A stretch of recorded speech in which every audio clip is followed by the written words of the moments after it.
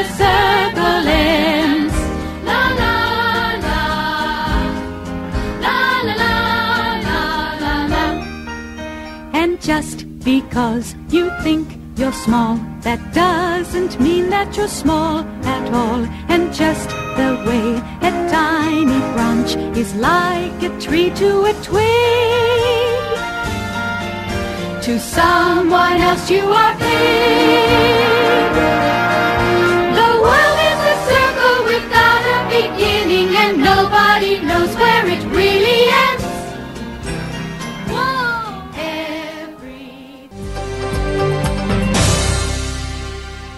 Muito bom dia a todos. É uma grande alegria estar aqui para participar da Agropec 2012. Uma grande satisfação compartilhar esse painel com o meu colega Luiz Carlos Mendonça de Barros. E eu queria, antes de mais nada, cumprimentar a FAEB pela organização desse evento. Eu fico muito feliz de ver a pujança, o vigor da pecuária baiana. Vocês estão na linha de frente de um setor que orgulha muito a nós brasileiros, que é o agronegócio. Realmente fiquei muito impressionado, examinando hoje de manhã a programação que a FAEB preparou para esse evento. Fiquei muito impressionado com a abrangência e com a qualidade dos trabalhos que estão sendo apresentados aqui e que mostram a preocupação que vocês têm corretamente com o grande desafio que o nosso país tem, que é agregar inteligência aos nossos recursos naturais. O mundo, a geografia, nos dotou de uma extraordinária biodiversidade, de água, de terra, de sol. Nós temos tudo aquilo que o mundo mais precisa. O que nós temos pela frente agora é o desafio de usar a nossa inteligência para transformar esses recursos naturais em valor, em coisas que valorizem o nosso trabalho e pelas quais nós possamos realmente obter as bases de uma prosperidade duradoura. Eu compartilho muito do otimismo do Luiz Carlos em relação ao futuro do Brasil. Eu acho que nós estamos realmente vivendo um momento extraordinário. Para quem tem mais idade, é quase inacreditável que isso esteja acontecendo. Tem muita coisa que eu não esperava ver, como o Luiz Carlos, embora eu seja bem mais novo que ele, deixa eu dizer isso. Muita coisa que eu não esperava ver na minha vida profissional como economista, e está aí, está acontecendo. No entanto, e esse vai ser o tom da minha fala, eu deixo de uma vez já dizer qual é a mensagem principal que eu vou trazer para vocês. Nós estamos vivendo um momento extraordinário, um momento muito bom, a bola está picando na área, nós temos que acertar esse chute dessa vez. Nós não podemos ser complacentes e não podemos achar que um momento extraordinário como esse vai se perpetuar por si mesmo, se nós não fizermos as coisas certas. Nós temos enormes desafios, eu vou enfatizar mais o aspecto dos desafios do que qualquer outra coisa. Nós temos que entender que não é a primeira vez que o Brasil passa por situações desse tipo. Nós vivemos períodos, não vou nem olhar para o passado remoto, no período recente, da Segunda Guerra Mundial para cá, nós vivemos períodos, na época do Juscelino, em que tudo parecia que garantia ao Brasil uma condição de nação altamente desenvolvida e criativa, e não durou. A década de 50 foi um grande desapontamento. O país que fez Brasília, que fez a cultura, que fez a bossa nova, que fez a indústria automobilística, as rodovias, o cinema novo, a arquitetura moderna, tudo parecia apontar para um país que florescia e que tinha encontrado o seu destino de uma vez por todas. Não aconteceu nada disso. Aconteceu inflação, aconteceu golpe militar, nós tivemos um grande retrocesso. Depois nós vivemos um outro momento, governo Geisel, Luiz Carlos lembra disso muito bem, e eu também, porque eu tenho idade para isso. Governo Geisel, está certo que era uma ditadura, mas o Brasil pareceu, aos olhos do mundo, como a nova potência emergente. O Brasil estava na capa de todas as revistas financeiras, econômicas internacionais, como a bola da vez, no bom sentido. Era a nova potência emergente. O general Geisel costumava dizer: o Brasil é uma ilha de prosperidade no mar turbulento. Eu, às vezes, tenho um pesadelo e ouço isso na voz do Lula. Era uma ilha da fantasia. Nós metemos os pés pelas mãos e criamos o problema da dívida externa que a geração do Luiz Carlos teve que tratar e que comprometeu o futuro de muitos brasileiros e o bem-estar de muitos brasileiros. Nós tivemos um momento que pareceu, na segunda metade dos anos 70, que o Brasil tinha encontrado de novo o seu destino de grande nação, que um dia será, mas nós perdemos essa chance. Nós não tivemos a maturidade de transformar um bom momento circunstancial nas bases de uma prosperidade duradoura. A nossa geração, nós todos aqui, estamos vivendo de novo uma oportunidade desse tipo. Será que dessa vez o enredo vai ser diferente? Ou nós vamos repetir essas experiências de uma promessa extraordinária que não aconteceu, que foi perdida, e que agora nós olhamos para trás e vemos que, na verdade, era o circunstancial, não era o permanente. Porque em pouco tempo depois dessa ilha de prosperidade num mar turbulento, o Brasil virou uma ilha de turbulência num mar de prosperidade. Virou exatamente o contrário. Vivemos a crise da dívida externa, vivemos uma década perdida, inflação galopante e, a duras penas, reconquistamos, certamente a partir do Plano Real, que é o grande divisor de águas de tudo isso que está acontecendo, começamos a construir a possibilidade de recuperar a confiança no nosso futuro. Mas este futuro vai ter que ser construído por nós, ele não vai ser dado de presente. E aí eu vou matizar um pouco o que o Luiz Carlos falou. Nós somos cigarra, nós temos essa enorme alegria de viver, e a Bahia talvez seja o maior representante disso na cultura brasileira, mas nós temos que aprender a poupar. Nós temos que aprender a investir no nosso futuro.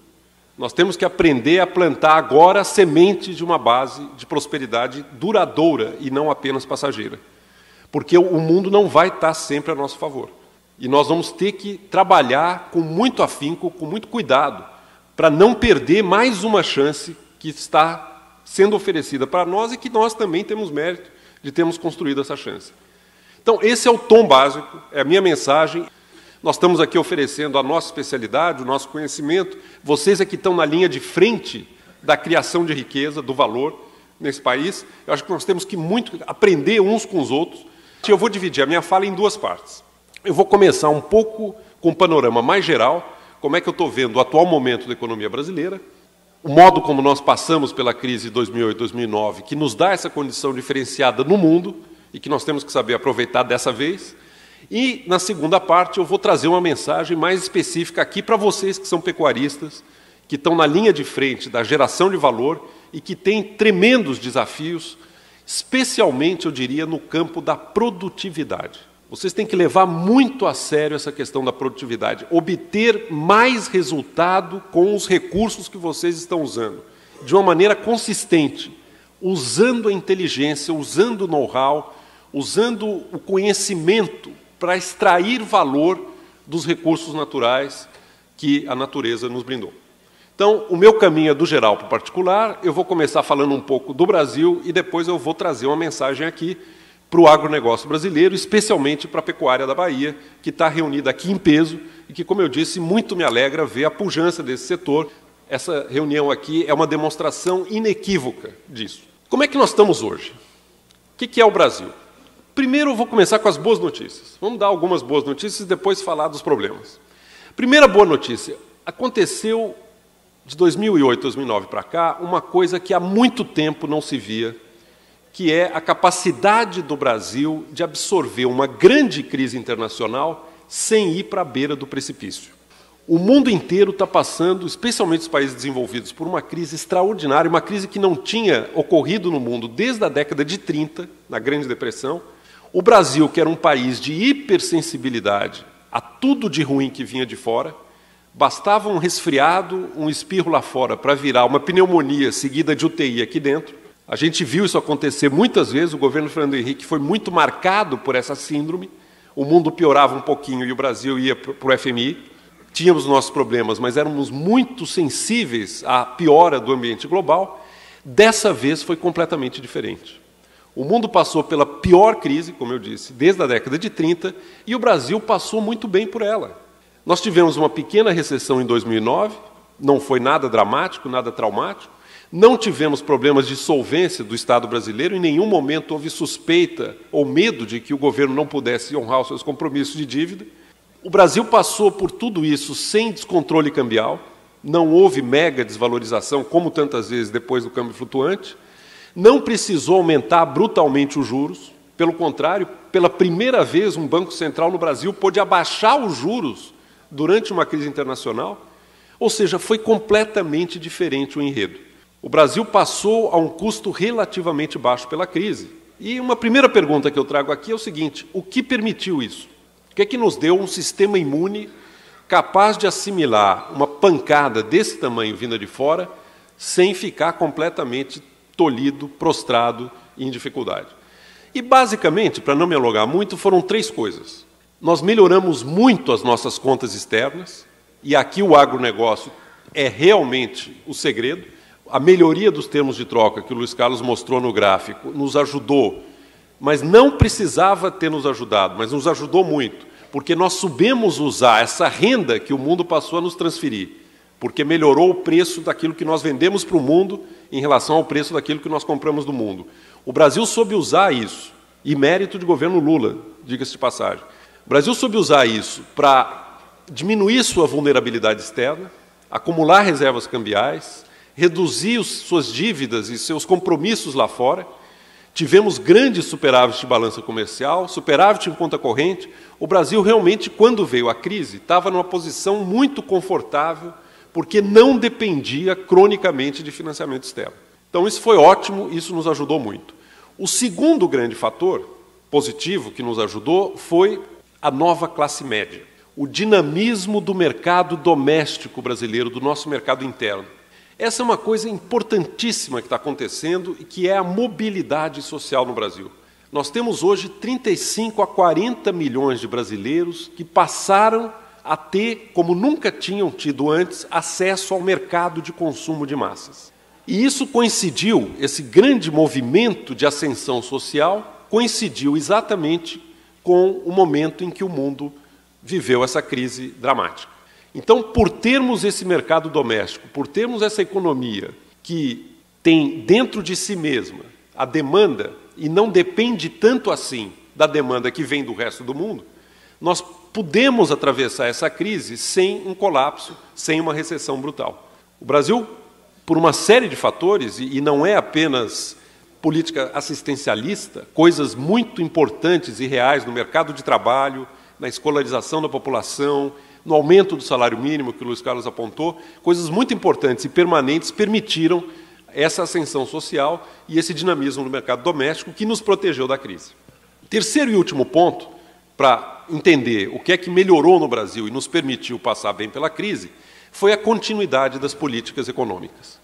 Realmente, o Brasil fez uma transição política muito arriscada, muito perigosa, do ponto de vista da estabilidade da macroeconomia, a passagem do segundo FHC para o primeiro Lula, e nós fizemos isso com muita serenidade, com muita maturidade e com uma continuidade essencial, que é o tal do tripé da política macroeconômica. Mantivemos a austeridade fiscal, tivemos um Banco Central totalmente independente para cumprir meta de inflação, e realmente o Banco Central no governo Lula foi extremamente ortodoxo. Ele várias vezes tirou o barril de chope quando a festa começava a ficar animada.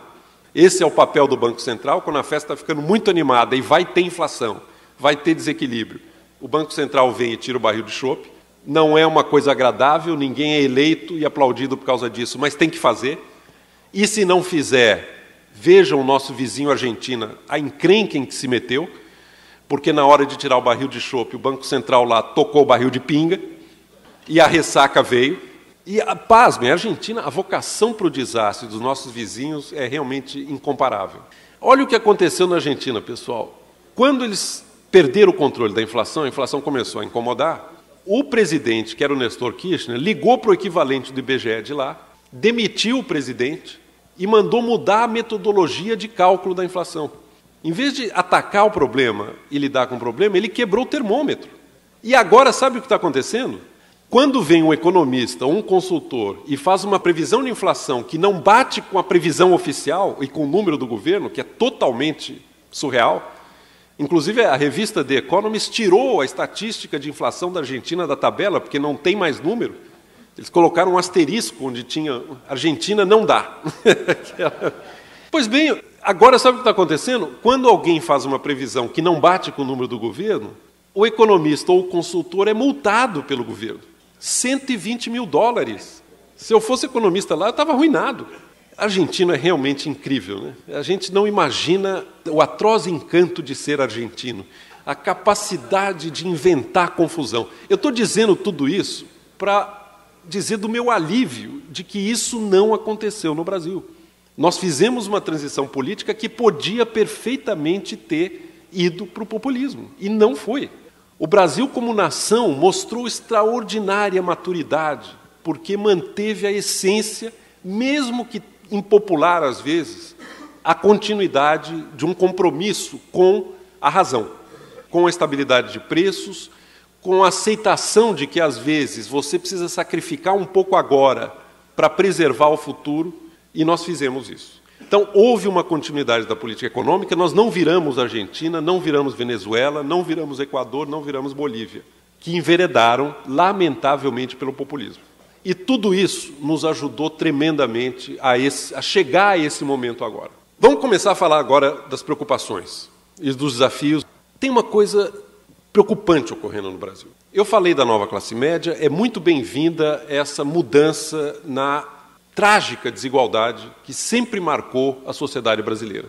Mas tem uma outra coisa, talvez ainda mais importante do que a nova classe média, da qual poucos talvez estejam realmente cientes, e que lança uma semente de preocupação em relação ao nosso futuro, não imediato, mas olhando um pouco mais para frente.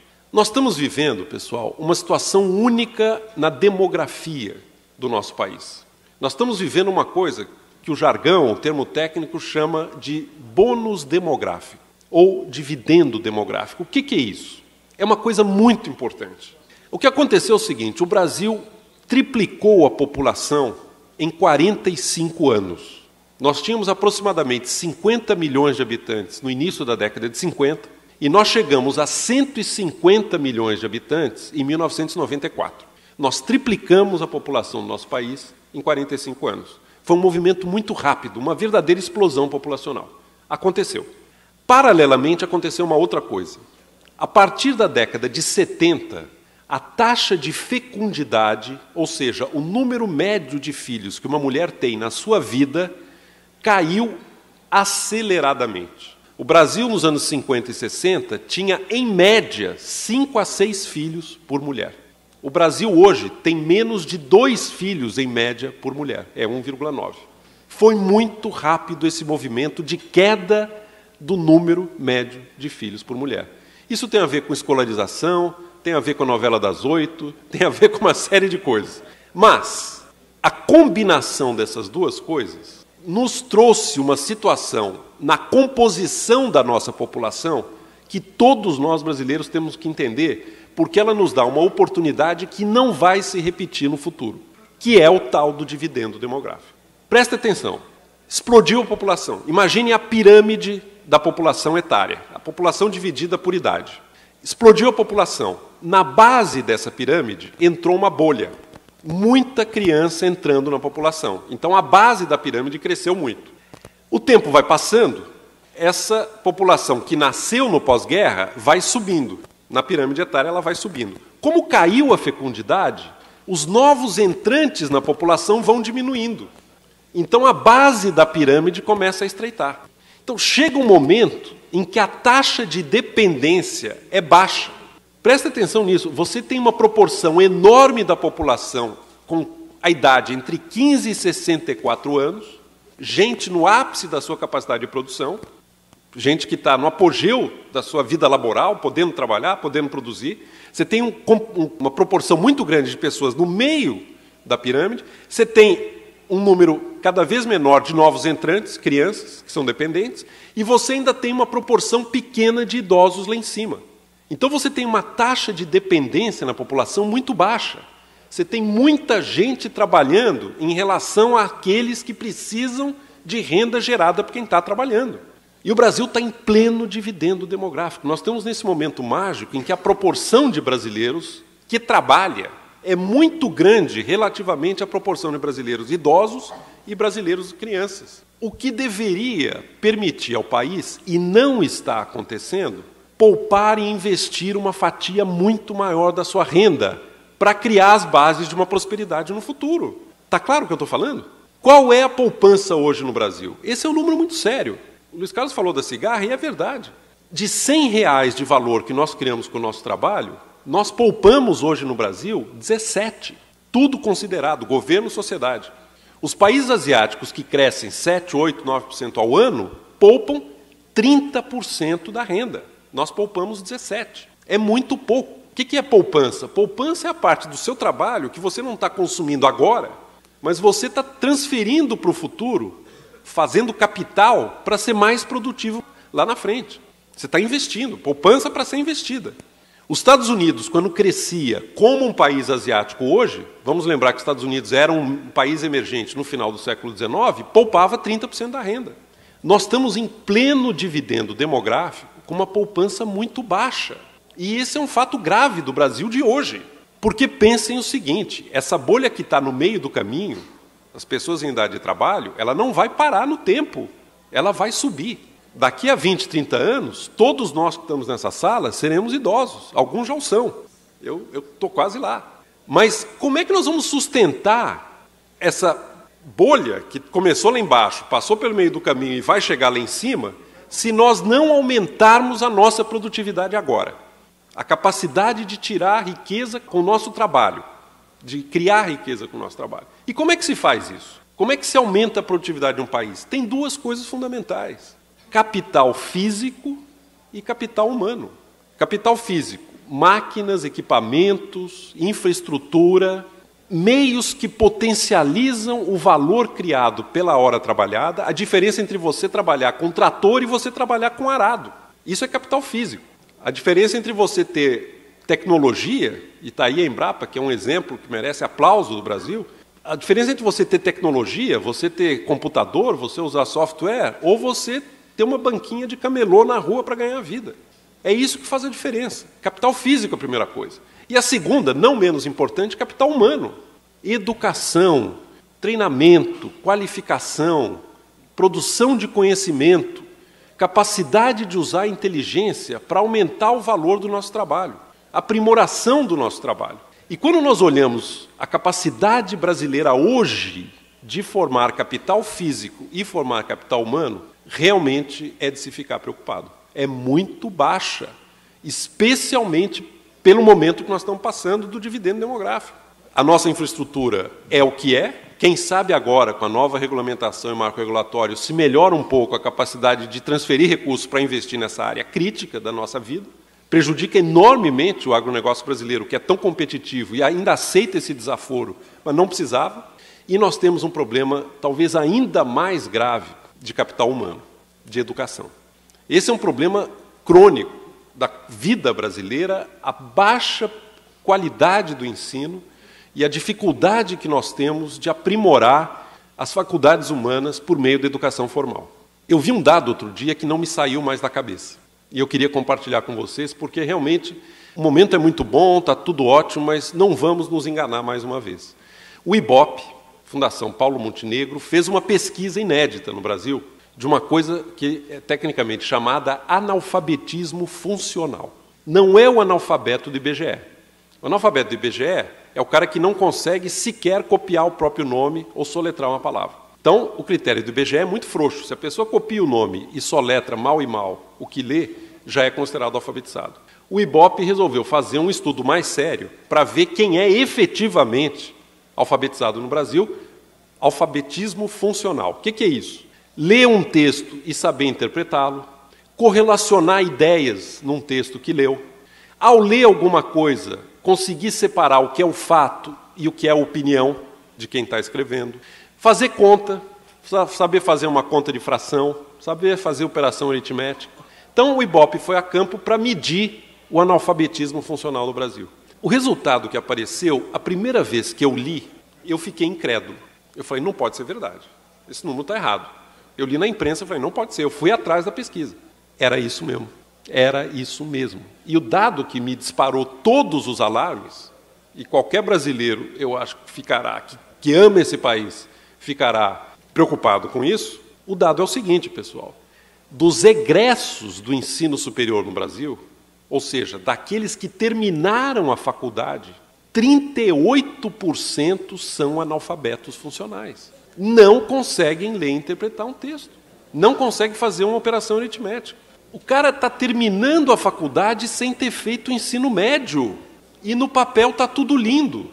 A educação superior no Brasil hoje, gente, em grande medida, pode ser descrita na seguinte fórmula. Eu sou professor universitário. Eu sei mais ou menos o que eu estou falando quando eu falo desse assunto. A educação superior brasileira hoje, em grande medida, é lógico que tem exceções, que tem centros de excelência, mas essa expansão frouxa que ocorreu do ensino no Brasil pode ser resumida na seguinte fórmula: uns fingem que ensinam, outros fingem que aprendem e tudo termina em diploma.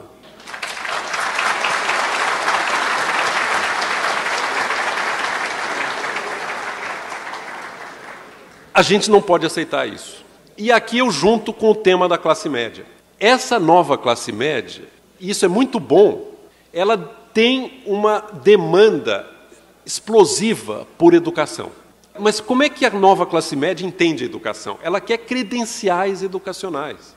Ela percebeu que a educação é um meio dela melhorar de vida. E é ótimo que tenha percebido isso, porque é real.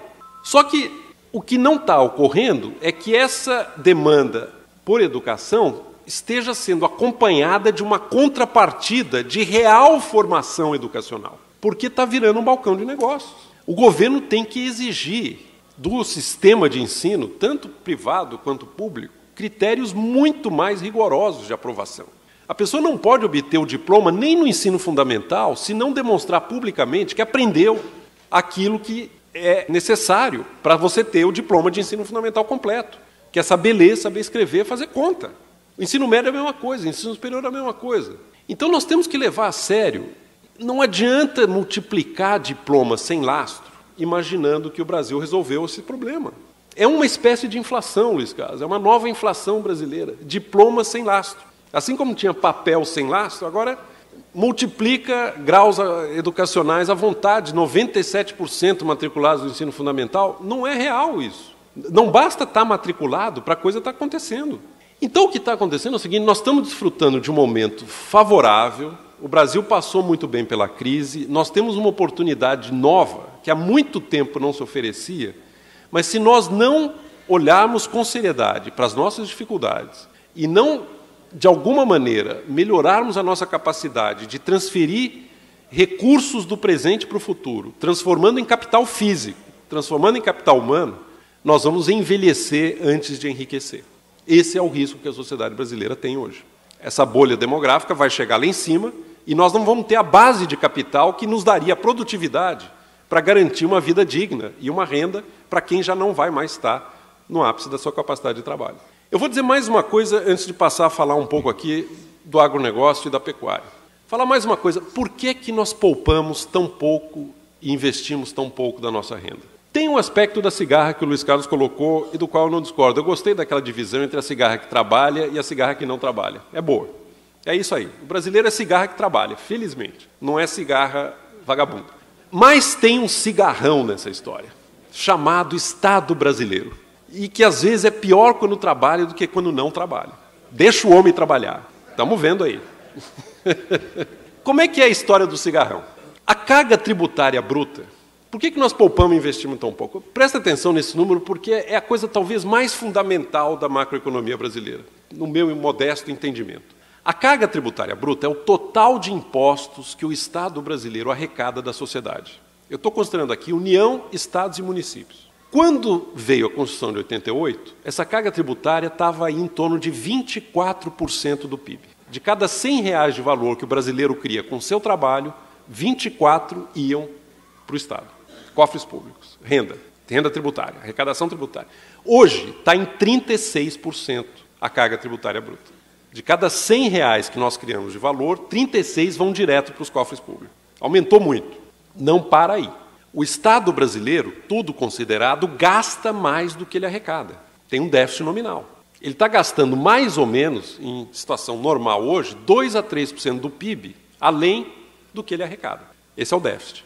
Então, carga tributária de 36, mais 2 a 3% do PIB de déficit nominal, nós estamos falando de 38 a 39% da renda dos brasileiros sendo transferida, drenada para o Estado brasileiro, para o nosso setor público. Grosso modo falando, 40% da renda brasileira transita pelo Estado brasileiro. E na outra ponta, o que nós temos de volta? Vou pegar um item só, que é mais definido e que permite expressar o que eu quero dizer. Investimento em formação bruta de capital fixo. Tudo aquilo que o Estado brasileiro não consome ou não transfere, mas gasta em infraestrutura. Qual tem sido o investimento do Estado brasileiro em formação bruta de capital fixo nos últimos anos. A gente ouve falar o tempo todo aí do PAC. Eu chamo o PAC de Plano de Abuso da Credulidade. Gente, na média dos últimos 4 anos, o investimento do Estado brasileiro, União, Estados e Municípios, foi, pasmem, 2,4% do PIB. Ele drenou 40% do resultado do nosso trabalho, do trabalho de vocês, da sociedade brasileira, e investiu no futuro do país em capital fixo, infraestrutura, plano de abuso da credulidade incluído, 2,4% do PIB na média dos últimos 4 anos. Tem alguma coisa profundamente errada nas finanças públicas brasileiras. Profundamente errada. E isso reduz a nossa condição de crescimento. Porque uma parte enorme da renda dos brasileiros, que na mão dos brasileiros estaria sendo poupada e investida, está sendo drenada pelo setor público, no qual se transforma em gastos correntes e não em formação de capital. E se nós não desbloquearmos esse nó, nós vamos nos condenar a uma mediocridade. O Estado brasileiro não cabe no PIB brasileiro. Aumentou a carga tributária enormemente e a capacidade de investimento do governo caiu. Tem muita coisa por trás disso. Tem um sistema previdenciário completamente falido. Vou dar só um número para vocês. Olha que coisa que acontece. O Estado tem um regime especial de previdência para o funcionário público. Nós temos mais ou menos no Brasil 3 milhões de funcionários públicos aposentados. São os aposentados do Executivo, Legislativo, Judiciário e militares de 3 níveis de governo. Mais ou menos 3 milhões. O déficit da Previdência desses 3 milhões de brasileiros, o déficit da Previdência desses 3 milhões de brasileiros é maior que todo o gasto do Estado brasileiro com 37 milhões de crianças que frequentam o ensino fundamental na rede pública. Como é que pode? Que tipo de futuro a gente vai construir se nós transferirmos mais renda para esse esbanjamento em previdências completamente descobertas, concedidas pelos governos para si mesmos, e não investimos no capital humano do futuro, que são as novas gerações? Não vamos de novo ficar celebrando e comemorando e achando que o mundo vai sempre nos ajudar e os termos de troca vão estar sempre a nosso favor e tudo agora vai acontecer de presente. A gente tem que trabalhar. Na década de 60, um ensaio sacudiu os brasileiros. O autor descrevia como, da manhã à noite, da escova de dente à lâmpada que apagava antes de dormir, tudo nosso era importado ou fabricado pelos americanos. Em apenas 2 gerações houve uma mudança extraordinária. Quase nada que usamos é fabricado nos Estados Unidos e os americanos estão na mesma situação. Consomem produtos importados ou que têm componentes de outros países, a maioria da China. Na história houve períodos de comércio intenso e livre, mas nada se compara aos últimos 50 anos. Foi a globalização, uma palavra às vezes irritante, sobre como comerciantes, missionários, aventureiros e soldados moldaram e amarraram um mundo em Bound Together, em português, sem fronteiras. Quando Cristóvão Colombo descobriu a América em 1492, abrindo para os impérios espanhol e português a conquista do Novo Mundo, seguidos por outros colonizadores europeus, começava uma nova era, não só na história da humanidade, mas na própria vida do planeta. A globalização, não só econômica e política, mas principalmente biológica.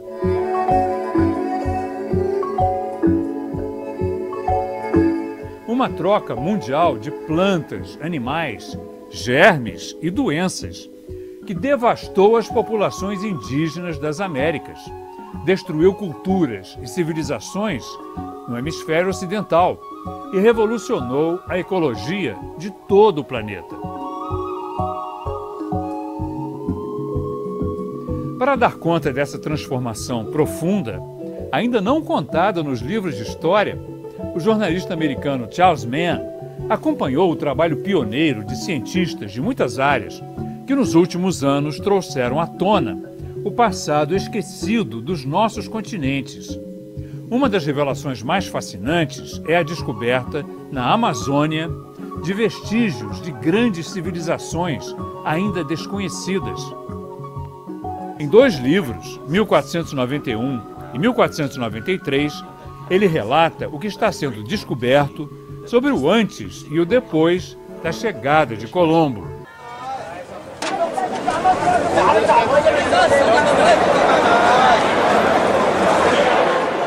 Globalização é a nova onda.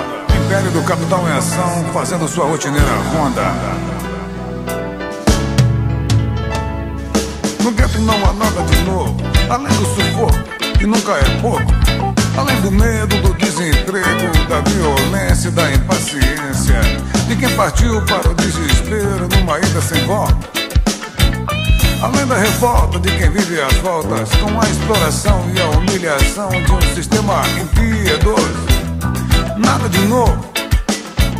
Além da pobreza e da tristeza de quem se sente traído e esquecido ao ver os filhos subnutridos sem educação, crescendo ao lado de esgotos, banidos a contragosto pela sociedade, declarados bandidos sem identidade que serão reprimidos em sumária execução, sem nenhuma apelação.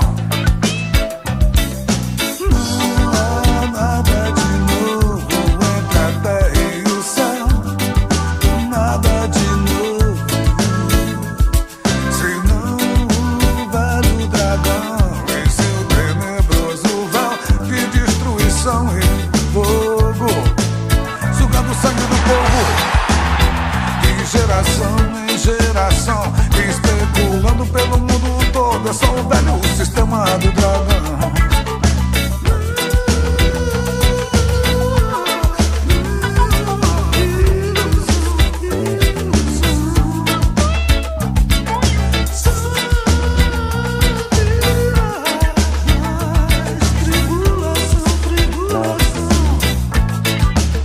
Os dirigentes do sistema impõem seu lema: livre mercado, mundo educado para consumir e existir sem questionar. Não pensam em diminuir ou domar a voracidade e a sacanagem do capitalismo selvagem. Com seus tentáculos multinacionais querem mais e mais e mais lucros abusivos. Grandes executivos são seus abastados serviçais. Não se importam com a fome, com os direitos do homem. Quer abocanhar o globo, dividindo em poucos o bolo, deixando migalhas pro resto da gentalha em seus muitos planos. Não veem seres humanos e os seus valores. São milhões e milhões de consumidores. São tão otimistas em suas estatísticas e previsões. Falam em crescimento e desenvolvimento por muitas e muitas gerações. Não há nada de novo entre a terra e o céu, nada de novo, senão o velho dragão e seu tenebroso véu de destruição e fogo, sugando o sangue do povo, de geração em geração, especulando pelo mundo todo. É só o velho sistema do dragão.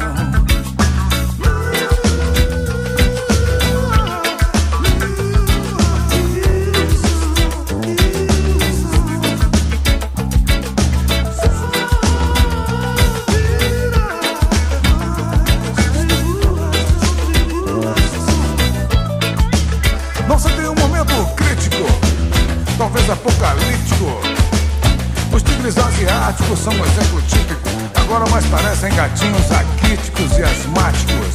Se o sistema quebrar, será questão de tempo até chegar o racionamento e o desabastecimento. Que sinistra situação. O globo inchado e devastado com a superpopulação.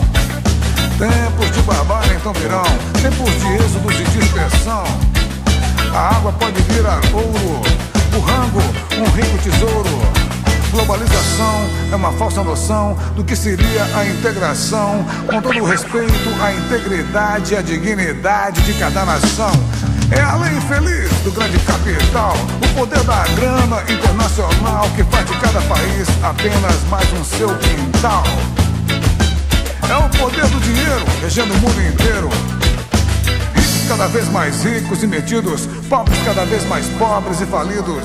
Globalização, o delírio do dragão.